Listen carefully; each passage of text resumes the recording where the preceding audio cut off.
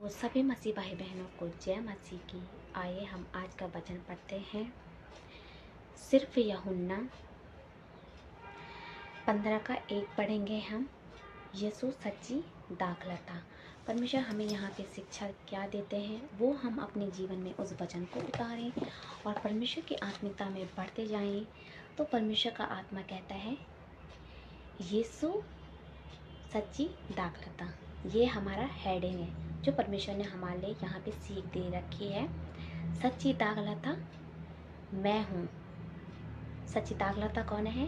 यीशु मसीह। और मेरा पिता किसान है। यहाँ पे यीशु मसीह कह रहे हैं कि सच्ची दाखलता मैं हूँ और मेरा पिता किसान है। जो डाली मुझ में है और नहीं फलती, जो डाली मुझ में है, जो डाली मसीह में है और नहीं फलती, उसे वह कौन? परमेश्वर। परमेश्वर काट डालता है। उसे वह काट डालता है। कौन? परमेश्वर उसे क्या काट डालता है। जो डाली मसीह में नहीं फलती काट डालता है और जो फलती है उसे वह, जो मसीह में फलती है उसे वह मतलब उसे परमेश्वर छांटता है।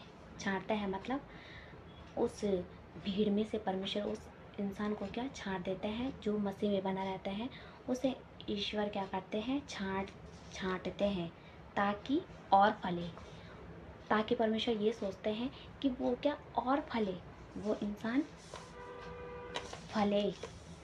तो वो फले। तुम तो उस वचन के कारण जो मैंने तुमसे कहा है शुद्ध हो। जो वचन परमेश्वर हमें समझा रहे हैं उस परमेश्वर ने कहा इस कारण तुम क्या हो? शुद्ध हो। परमेश्वर का वचन कहता है तुम मुझ में बने रहो। यहाँ पे यीशु मसीह कहता है कि तुम मुझ में बने रहो। यीशु मसीह कह रहे हैं तुम मुझ में बने रहो और मैं मसीह तुम में। परमेश्वर कह रहे हैं, यीशु मसीह कह रहे हैं कि तुम मुझ में बने रहो और मैं क्या? तुम में बना रहूँगा। मतलब यहाँ पे वचन कह रहे हैं अगर हम वचन को पढ़ते हैं तो वचन कहता है कि तुम मेरी सी चाल चलो तो मैं क्या ऐसे तुम्हें इन वचनों के थ्रू क्या बड़ा फल देने के लिए तैयार हूँ। तो यहाँ पे परमेश्वर कह रहे हैं मसीह तुम मुझ में बने रहो और मैं मसीह तुम में। जैसे डाली क्या? जैसे डाली कौन है? हम। जैसे डाली यदि दाखलता में बनी ना रहे, अगर हम क्या है? डाली। अगर हम मसीह, डाली कौन है? हम।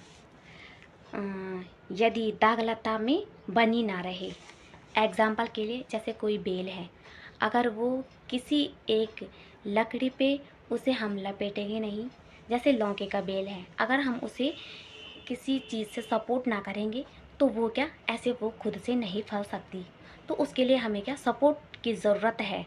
जैसे हमें हमारी मसीह की ज़रूरत है उसी तरीके से उस बेल को भी किसी एक सपोर्ट की ज़रूरत है। तो उसके लिए हमें क्या एक सपोर्ट लगाना पड़ता है ताकि वो क्या बहुत से फल लेके आए। आप लोगों ने तो देखा ही होगा कि जैसे एक लौकी का बेल होता है उसके लिए हम बहुत बड़ा सा एक बना देते हैं कि ताकि ये बहुत सारे फल लेके आए। तो उसी प्रकार से क्या परमेश्वर हमें भी कह रहे हैं कि यदि दाखलता में बनी ना रहे तो अपने आप से नहीं फल सकती। हम खुद से नहीं फल सकते अगर हम मसीह में नहीं हैं। मैं दूसरा एग्जाम्पल बताऊंगी।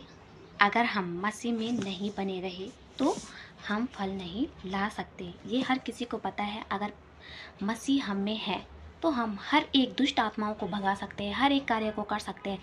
लेकिन अगर हमने अपने जीवन में मसीह को कोई दर्जा ही नहीं दिया है तो हम कुछ भी नहीं कर सकते हैं। फिर हम क्या है? बेकार हैं। तब परमेश्वर का वचन कह रहा है यहाँ पे क्योंकि हम मसीह से अलग होकर हम कुछ भी नहीं कर सकते। कैसे में करेंगे हम? क्योंकि हम में तो यीशु है ही नहीं जिंदा, तो हम कुछ कर ही नहीं सकते हैं। यदि कोई मसीह में बना ना रहे तो वह डाली के समान फेंक दिया जाता है।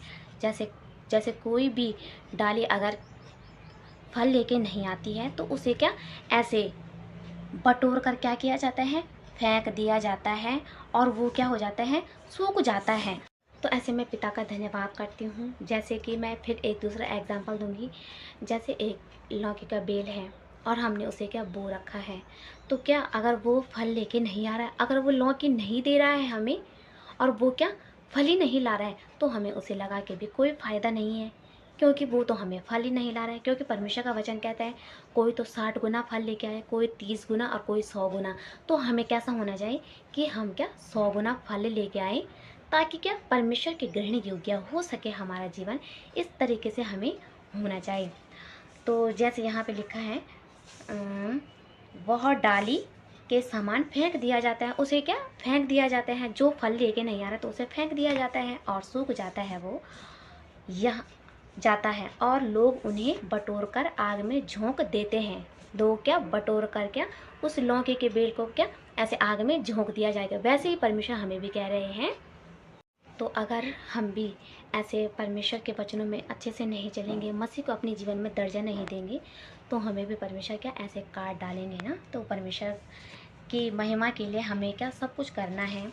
फिर यहाँ पे वचन कहता है यदि तुम मुझ में बने रहो, परमेश्वर कह रहे हैं यदि तुम मुझ में बने रहो और मेरा वचन तुम में बना रहेगा।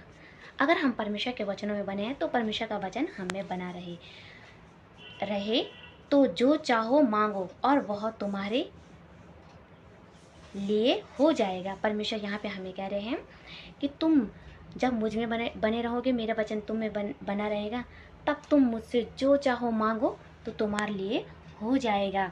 मेरे पिता की महिमा इसी से होती है। आमीन। परमेश्वर का धन्यवाद करते हैं कि हमें हर एक वचनों को समझना है, अपने जीवन में उतारे हैं और ऐसे हम बढ़ते जाएं। प्रभु जी हमें आशीष दे। हम